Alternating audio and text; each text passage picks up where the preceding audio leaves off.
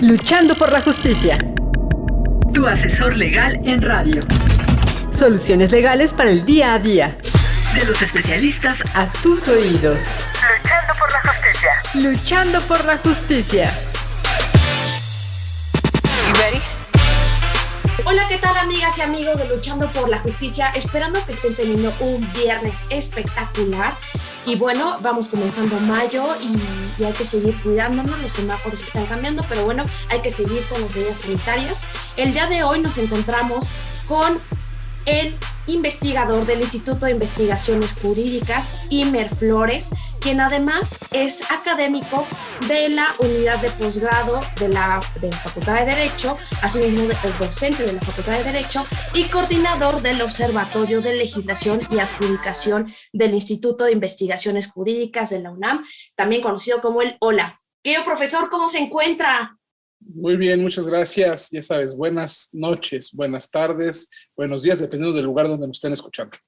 Claro que sí, pues nos escuchan a través de Ciudadana 660 del Instituto Mexicano de la Radio y a través de las plataformas digitales del Instituto Mexicano de la Radio.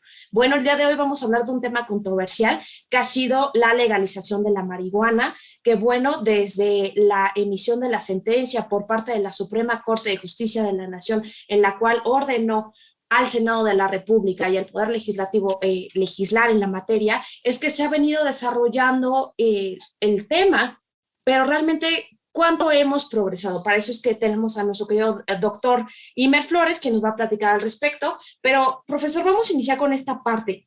¿Es legalización o autorización o cómo debemos concebir esta noción del consumo lúdico de la marihuana?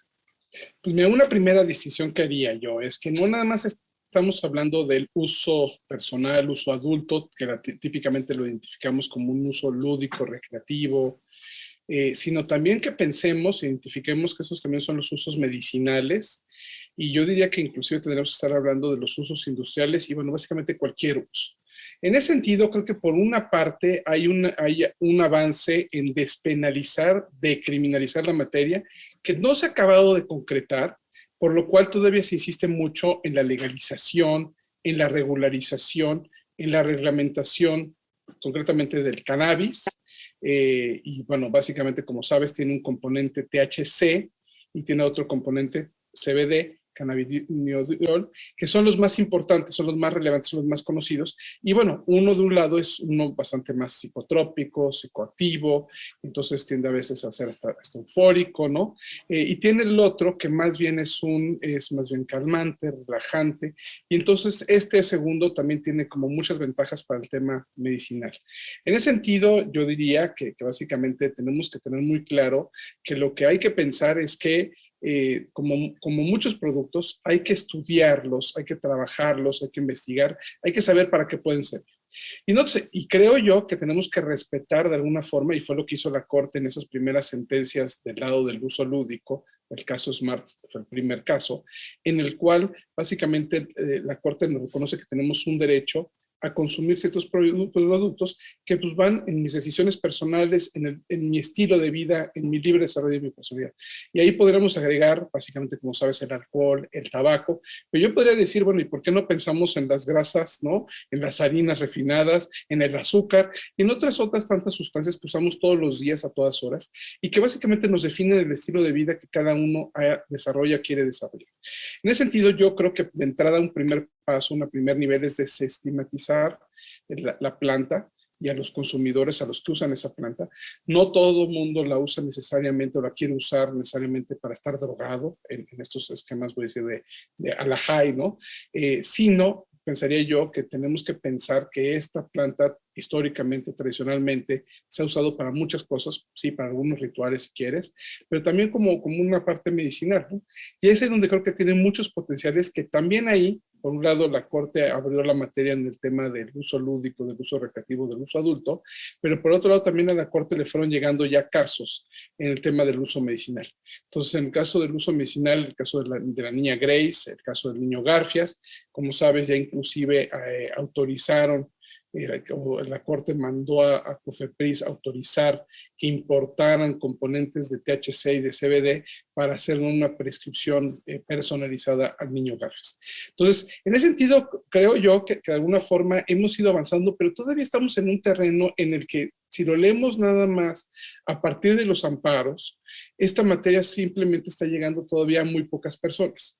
Todavía tenemos, hace poquito tuvimos un caso de estos chicos que prepararon unos brownies con marihuana y están, o sea, detenidos porque prepararon unos brownies con marihuana, lo cual a mí me parece que a estas alturas ya tendríamos que entender lo que es absurdo. Necesitamos, creo yo, adelanto, revisar nuestra política de drogas en general. Y ciertamente me parece que el tema del cannabis está fuera de discusión, que tendremos ya que haberlo replanteado claramente. Te acordarás que esa decisión de la Corte a la que tú también ya referías, de alguna forma nos abría dos aspectos, ¿no? Nos reconocía que teníamos un derecho, voy a llamarlo ya un derecho legal, ¿no? Un derecho adjudicativo, que ya la Corte nos reconoce que tenemos ese derecho que cualquier juez, a la hora que solicitáramos un amparo para solicitar poder consumir marihuana, nos dijera que tienes un amparo. Y eventualmente, insisto, también en esa primera sentencia la Corte abrió un derecho legislativo moral a que el Congreso y el Ejecutivo tenían que revisar la política de drogas en general y tendrían que replantear cómo vamos a manejar el tema. Insisto, en ese inicio de ese debate, al que convoca la Corte en su momento, 2015, noviembre de 2015, con esa primera decisión, y que de ahí empieza a invitarnos a replantearnos el tema, a 2019, que también se esperaba y que salen ya unas jurisprudencias en las que se obligaba al Congreso a legislar en la materia, y bueno, y se les dieron unos plazos al Congreso para hacerlo, y que se incumplieron en abril del año pasado, y ahora otra vez estamos al 30 de abril, digamos, estamos grabando el programa unos días antes, ¿no? Pero pensando en que lo más probable es que van a volver a pedir una prórroga. Pensamos que es muy difícil que tal como está el dictamen se apruebe, y que entonces lo más seguro es que vayan a pedir una nueva prórroga. Y eso nos lleva a replantearnos otros temas que tendríamos también que estar planteando claramente. ¿Por qué es que no hemos logrado ponernos de acuerdo en cuál tendría que ser el texto? Ya se juntaron los 5 casos, ya se juntó la jurisprudencia, ya la Corte avisó que hay claramente una necesidad de legislar en la materia, y el Congreso no ha logrado poner un documento que logre, por un lado, regular el uso lúdico, y por el otro lado tenemos esta discusión de que como ya se aprobó un reglamento medicinal, el uso medicinal lo podemos manejar aparte. A mí me parece que tendríamos que pensar o revisar si efectivamente podemos usar todo con diferentes, manejarlo con diferentes cuerdas, o si sí tendríamos que pensar en que tendríamos que tener una gran reglamentación integral que nos pudiera deslindar las diferentes materias, cómo las vamos a manejar. Pues yo creo que ahí todavía ha faltado ese segundo paso, y creo yo, en cierta medida, lo que nos deja entrever es que falta voluntad política. Doctor, ¿De quién? Aquí me genera una duda respecto de la voluntad política que menciona, ¿no? Porque me parece que, como lo precisa, ya hay precedentes, ya hay contexto jurídico para poder robustecer esta iniciativa de ley. Pero el tema es, ¿usted considera, a la luz de la evolución social que ha tenido el Estado mexicano, considera que solamente la colaboración de las Comisiones Unidas de Salud y de Justicia son suficientes para poder dictaminar y sacar un proyecto de ley en la materia?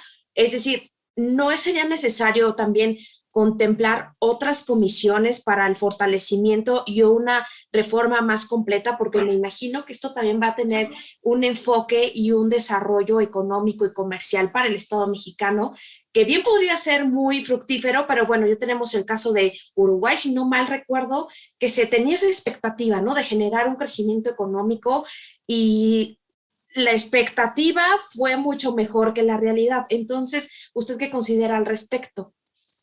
No, pues justamente iba un poco en esa misma línea. Pienso que por ahí nos ha faltado voluntad política. Yo diría que en principio me parece que sí tenemos que entender como un tema que le atañe a la Comisión de Justicia, por un lado. A la Comisión de Salud también me parece muy sensato que también lo pensemos a las dos. Insisto, yo también creo que se necesita una regulación más integral, Y en ese sentido me parece que al menos esas dos comisiones está fuera de discusión, ¿no? Yo lo que creo es que además, como sabes, el tema típicamente lo habíamos regulado a través de la COFEPRIS, que es básicamente la que previene los riesgos sanitarios. Y por el otro lado, el otro actor que la ha también manejado es el tema de la CONADIC. Hoy por hoy las dos están de alguna forma dependiendo de la subsecretaría, de una subsecretaría de salud, con lo cual eso está claramente en el sector salud. Pero sabrás que también en su momento se coqueteaba con la idea de hacer un gran Instituto Nacional del Cannabis, lo cual pensando, leyendo simplemente, viendo la actitud del presidente, que no ha sido muy proclive a crear más organismos, me parece que crear un nuevo Instituto Nacional no sería dentro de sus ideas. Y en ese sentido lo que ha prevalecido, y me parece que en eso es válido, es pensar que al menos tendríamos que poner a los actores que ya existen a trabajar en la materia. El problema que tenemos es que el CONADIC es básicamente un consejo para prevenir las adicciones, que de alguna forma le dice al presidente cuál cree que tendrían que ser las políticas que se tendrían que tomar en cuenta, pero pues el que tiene la última palabra al final es el presidente. Y de alguna forma igual, la COFEPRIS, que tiene que prevenir estos riesgos sanitarios, a la hora que está metida en la Secretaría de Salud, pues depende en buena medida de las dinámicas de la propia secretaria. Y en ese sentido, lo que yo diría es que necesitamos, como bien dejas de entrever con tu pregunta, que se discuta en tantas comisiones como haga falta. Al menos la de Justicia y Salud me parece que son claramente comisiones que son importantes, pero eventualmente un proyecto en la materia yo creo que tendría que tener visto bueno inclusive de la COFEMER, de la Comisión Federal para Mejora Regulatoria, porque sí creo que si estamos abriendo, como hace referencia tú al caso como el caso de Uruguay, que vamos a abrir un mercado nuevo a una materia, que además creo que eso es parte de las razones de la propia. Por eso digo, a veces me da la impresión que estamos legalizando, regularizando, reglamentando, que la propia reglamentación nos permita también trabajar con el tema del mercado. Ok, querido doctor, vamos a una pausa y regresamos en unos momentos. No le cambien, estamos en Luchando por la Justicia en 660. Luchando por la justicia. Para fortalecer tu conocimiento sobre la forma ordenada y Digna de vivir en la sociedad actual. Luchando por la Justicia. Brinda herramientas educativas para promover la cultura de la legalidad, los derechos humanos y la perspectiva de género. Luchando por la Justicia. Hola, ¿qué tal amigas y amigos de Luchando por la Justicia? Nos estamos escuchando a través del Instituto Mexicano de la Radio en 660 AM y 107.9 HD2. Como comenzamos este programa, estamos con el doctor Imer Flores en el Instituto Mexicano de la Radio, que bueno, es investigador del Instituto de Investigaciones Jurídicas por parte de la UNAM. Nos está charlando sobre el tema de la legalización de la cannabis, el contexto jurídico y el contexto legislativo y político que ha tenido el tema, que vaya que ha sido controversial, que vaya que ha sido de un interés amplio, no solamente por el sector salud, justicia, legislativo, creo que por todos los sectores también económicos, sociales y bueno, estas etiquetas que todavía hay por parte de la sociedad mexicana sobre estos estereotipos, estas líneas que nos hemos construido a lo largo del tiempo, pero bueno, el doctor Imer nos va a contar en este momento sobre la penalización del consumo de la cannabis. Doctor, ¿todavía está penalizado el consumirlo? Pues mira, sí, y entonces y estamos en esas zonas como grises, ¿no? Yo te diría sí. Básicamente lo que se ha logrado, lo que se ha avanzado es que de los 5 gramos que estaba planteado, hoy por hoy el proyecto habla de 28 gramos.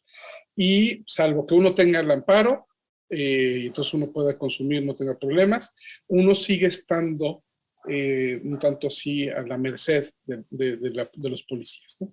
Y entonces todavía con unas dosis tan bajas o eventualmente inclusive con las 28, que por eso es parte de lo que se le critica al proyecto que todavía están discutiendo, seguimos jugando un modelo de penalización, de criminalización, cuando tendríamos que empezar a quitarnos ese estigma, ese estereotipo, como bien decías tú también, de que, digamos, eso no es el problema, ¿no? Pensemos en cómo, insisto, cómo hoy por hoy, pues todavía está penalizada. Quizás ya no hay tantos incentivos para estar persiguiendo a la gente y estarles fabricando, sembrando o agregando a la cantidad de marihuana que traigan para que rebasen la regla, ¿no? Entonces, digamos, ya quizás no hay tantos incentivos, pero sigue habiendo esos problemas. Y sigue habiendo, decíamos, el caso de los chicos esos que detuvieron por los brownies de marihuana, y va a seguir habiendo esta posibilidad en tanto que no claramente reconozcamos, como ya lo hizo la Corte, que los adultos tenemos derechos, y entre los derechos que tenemos el libre desarrollo de la personalidad incluye la posibilidad de decidir qué productos consumo o qué no consumo. Yo creo que ahí la discusión nos tendría que llevar a repensar otros temas como qué información tenemos, qué tipo de información, qué tan veraz es la información que hay, y cómo a la gente que le preocupa a veces estos temas de que la marihuana sea una droga de entrada, pues bueno, yo creo que el hecho de que la droga esté en el mercado negro es parte de lo que genera que uno pueda acceder a otras drogas que están en el mercado negro. En la medida en que decidamos consumir productos que están en los mercados, en el mercado legal, y no necesita uno ir al mercado negro, pues parece que uno se queda, o se puede uno quedar con productos que podría ir a comprar en cualquier establecimiento, ¿no? Sin tener que salir a buscar a otros lugares. Entonces yo por eso me parece que sí es muy relevante que demos un brinco importante, que dejemos atrás la etapa prohibicionista, que dejemos atrás un modelo de criminalización y de penalización. Creo que eso como sociedad, la política contra las drogas en general, y pensemos en la marihuana, que quizás no ha sido tampoco digamos, los estudios, tuvimos un seminario hace poco en jurídicas, los estudios indican que nadie se ha muerto de un pasón o de una sobredosis de haber consumido marihuana. Sí, se podrá intoxicar eventualmente y, digamos, estará mal, pero nadie se ha muerto por eso. Pero sí se han muerto de sobredosis de otras drogas más duras. Entonces yo creo que ahí el enfoque, no puedes meter todas las sustancias en el mismo paquete y tendremos que empezar a diferenciar eso. Necesitamos entrar a revisar cuáles son los temas. Y hay temas que creo que vale la pena discutir y ser muy sensibles. Uno de ellos es, por ejemplo, la edad, el tema de cómo se desarrolla el cerebro, ¿no? Los parafrontales, y cómo a los 21 años, 22, 23, parece que todavía no se acaban de formar, y entonces cómo el consumo de marihuana en esta parte del THC parece ser no recomendable, sino hasta que ya está formado completamente el cerebro, y eso nos mandaría a unos 25 años. Y en ese sentido, capto muy bien también de que sería difícil implementar una política que dijera a los de 18 les puedes vender alcohol y tabaco, y a los de 21 no les puedes vender, menores de 21 no les pueden vender marihuana, y porque pues, al final de cuentas siempre hay esa frontera en la que alguien que tenga la edad puede encontrar el producto y hacérselo llegar a los que todavía no tienen la edad, ¿no? Pero por otro lado, por estas previsiones, no hemos explorado los potenciales usos que sí tiene del lado medicinal. Más allá del típico ejemplo que se cuenta de la parte de los dolores musculares, de las reumas, ¿no? Parece que tienen muchos efectos neurológicos, inclusive tienen muchos protectores del sistema neurológico. El tema del insomnio, mucha gente para que pueda dormir le prescriben CBD, y en el sentido que todos estos, digamos, pueden hacer diríamos, accesible o hacer una realidad el acceso a otros derechos, como por ejemplo podría ser el acceso a la salud. Para la gente que parecería que tiene tratamientos muy complejos, muy complicados, y parecería que la marihuana, insisto, y yo entiendo muy bien que no nada más es hacer o pensar en la parte medicinal, pensando en las farmacéuticas, sino que inclusive la marihuana en fumada o inhalada pueda ser una solución para esos pacientes. Me parece que ¿por qué por nuestros prejuicios no hemos podido dar pasos en explorar, investigar cuáles podrían ser esos usos, para qué tipos de enfermedades podríamos aprovecharla más? Creo que hemos fracasado en esa parte de no poder garantizar ese acceso a la salud, y digo, que más me da cuál sea el producto base a través del cual lo hacemos, y dejar atrás entonces, insisto, la estigmatización de la planta en sí misma, pero también de los consumidores de esta, ¿no? Claro, la verdad es que aquí hay varios temas que me llaman la atención, sobre todo por la primera parte, por cuanto a la estigmatización y la etiqueta que nos ponemos como sociedad respecto del uso recreativo o en términos de salud, el consumo de la cannabis. También otro tema que se había discutido al interior del Senado era sobre el gramaje. realmente si era viable la cantidad de gramos que se estaba autorizando, porque, bueno, si realmente era terapéutico o era medicinal, era necesario que fueran más de 20, 28 tabacos, no recuerdo exactamente cuántos churros se podía sacar de esos gramaje, pero bueno, eran realmente bastantes. Y otro tema también que me llama la atención es que, bueno, todavía considero que el Estado mexicano vive en un proceso de evolución y que realmente ha ido adaptándose a cuestiones sociales y jurídicas novedosas, pero realmente no sé si la educación sea la suficiente para poder tener esta información, ya sea preventiva, curativa, de uso racional, porque, por ejemplo, pienso en la niñez de países como Países Bajos o en ciudades como Ottawa, donde las personas consumen marihuana de manera libre, y ves que la niñez y los jóvenes están en contacto constante con el consumo de la marihuana, pero vaya, existe una información previa y el sistema de seguridad y de salud en esos países es muy buena. El nivel de seguridad que manejan en Ámsterdam, por ejemplo, como ciudad, o en Ottawa, que es en Canadá, los niveles de seguridad y de justicia son muy buenos. Entonces, no sé si por esa parte el Estado mexicano se encuentra en desventaja frente a estos países, por lo cual me gustaría que en unos 2 minutos nos dé una conclusión respecto de este tema que sin duda nos va a quedar mucho de ver, pero compártanos. Pues mira, creo que lo tienes también tú muy claro, ¿no? Como el hecho de que hablemos de 5 gramos era nada, ¿no? Entonces, y el incentivo para sembrarte más de 5 gramos era muy alto. Entonces, eso no creo que fue una solución. Ya como está ahorita en el proyecto de abrirlo a 28 gramos, eso me parece que ya es de lo sensato. Y bueno, y ciertamente se habla también de un consumo de hasta 400 gramos en el año, ¿no? Pero de ahí la instrumentación es la que me parece que podemos poner estos gramajes. A mí me parece que tendríamos que olvidarnos de eso. Me parece que eso no es lo relevante, porque los problemas que tiene para la instrumentación son mayores. Los costos van a ser muy altos y eso no necesariamente va a ayudar a que el precio de la marihuana sea atractivo en el mercado legal y no necesariamente tener que ir al mercado negro. Entonces, en ese sentido, yo creo que es bien interesante, bien importante que revisemos eso, porque además las dosis o las cantidades también dependen muchas veces de las plantas. Hay algunas que tienen mayores concentraciones de THC o mayores de CBD, entonces los efectos no van a ser los mismos de cualquier planta. Entonces, a mí el tema del gramaje en el fondo no me parece que sea el más relevante. Me parece que necesitaríamos, como hicieron en Uruguay, tener claro la presunción de que el uso es lícito, el uso es para tu consumo personal, salvo que claramente tengamos claro que tú te estás dedicando a comercializar ese producto.